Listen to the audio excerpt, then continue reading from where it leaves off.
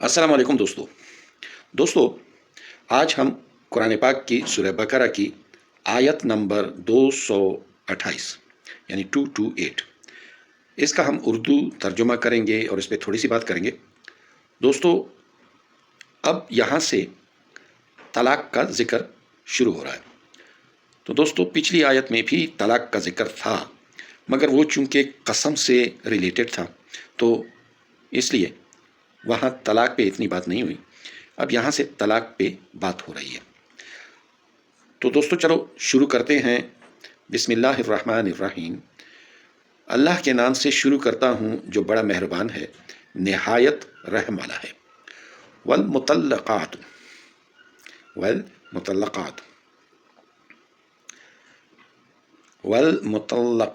यतरबस्न बिअन्फुसिहिन्न सलासत क़ुरू।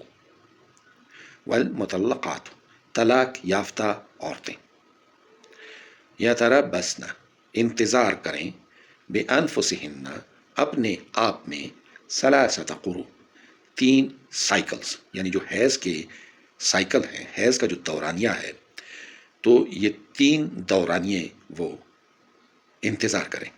इसको इद्दत का पीरियड कहा जाता है। तो वो अगर इद्दत गुजारना है तो 3 यानी मतलब है उनको इद्दत गुजारनी है, तो इद्दत 3 हैज़ ये है।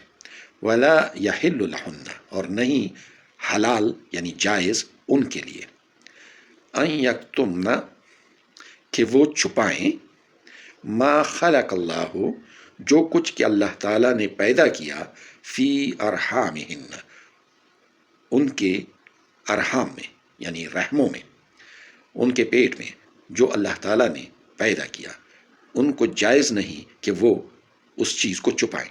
और रहम में 2 तरह की चीज़ें पैदा होती हैं।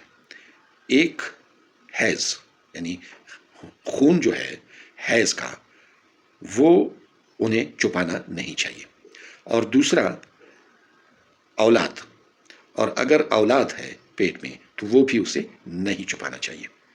ये 2 चीज़ें जो हैं ये औरतों को नहीं चाहिए कि वो छुपाएं, क्योंकि इससे एक तो तलाक के जो दौरानिया है, यानी एक तलाक है वो किसी ने दे दी, और यानी आपके शौहर ने आपको तलाक दे दी और आपके पेट में उसका बच्चा पल रहा है, तो आपने ये चीज़ छुपानी नहीं है, क्योंकि जब तक वो बच्चा रहम में है तलाक वाक़या नहीं होती।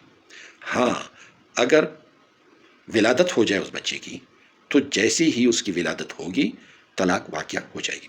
इस तरह से अगर खून हैज़ है और आपको एक हैज़ आ गया, आपने वो छुपाना नहीं है, क्योंकि आपकी इद्दत की मुद्दत हैज़ से शुरू होती है। तो इन कुन्ना अगर हो तुम, युमिना ईमान रखने वाली, बिल्लाह अल्लाह पर, वल यौमिल आखिर और आखिरत के दिन पर, यानी अगर आप अल्लाह पर और आखिरत के दिन पर यकीन रखती हैं, ईमान रखती हैं, तो आपने ये चीज़ छुपानी नहीं है, क्योंकि अगर आपने छुपा ली तो पूरा हिसाब गड़बड़ हो जाएगा और इसका जवाब आपको आखिरत में हिसाब के तौर पर देना पड़ेगा। वबऊलतहुन्ना और खावंद उनके, अहक्कु बिरद्दिहिन्ना वो हकदार हैं कि वो वापसी करें, यानी वो वापसी करें, वो रजू करें, फी ज़ालिका इसमें, इन अरादू इस्लाह अगर इस्लाह की इरादा हो, यानी बेहतरी का इरादा हो, यानी ये लोग अगर औलाद की खातिर आपस में सुलह कर लें, यानी अभी 3 तलाक नहीं हुए और अगर वो औलाद की खातिर आपस में सुलह कर लें और रजू कर लें, तो ये भी एक बेहतरी हो गई। और अगर अपनी अपनी गलतियों को सुधारने की खातिर ये लोग सुलह कर लें तो भी बेहतरी हो गई। और अगर रजू हो गया तो निकाह तो कायम रहेगा, मगर फिर वही तकालीफ होंगी, क्योंकि ये लोग इस्लाह की खातिर नहीं सुलह नहीं कर रहे, तो फिर वही तकालीफ होंगी। मगर शर्त ये है कि ये लोग बेहतरी की खातिर अगर रजू किया जाता है तो ठीक है। वलहुन्ना और औरतों के लिए मिस्लुल्लज़ी ایسی ہی مثال ہے علیہن بالمعروف، عورتوں پر دستور کے مطابق، یعنی جو عورتیں ہیں عورتوں کے لیے بھی حق ہے جیسے عورتوں پر مردوں کا حق ہے دستور کے مطابق۔ اب عورتوں کے حقوق جو ہیں وہ ایک یہ ہے کہ مطلب وہ جو دور جاہلیت کے جو تھے کہ عورت کو عورت ہی نہیں سمجھا جاتا تھا، انہیں جائیداد میں حصہ بھی نہیں ملتا تھا، یعنی باقی جتنے بھی حقوق ہیں وہ عورتوں اور مردوں کے تقریباً برابر ہیں۔ جتنے حقوق عورت کے مرد پہ ہیں اتنے ہی حقوق مرد کے عورت پہ ہیں، مگر آگے کیا کہتے ہیں وَلِلرِّجَالِ عَلَيْهِنَّ دَرَجَةٌ، مگر مردوں کے لیے ان پر ایک درجہ فوقیت ہے۔ یہاں پہ اللہ تعالیٰ فرماتے ہیں مگر مردوں کے لیے وَلِلرِّجَالِ عَلَيْهِنَّ دَرَجَةٌ، اور مردوں کے لیے ان عورتوں پر ایک درجہ فوقیت ہے، برتری ہے۔ واللہ، اور اللہ عزیز حکیم، عزیز غالب ہے، حکیم حکمت والا ہے۔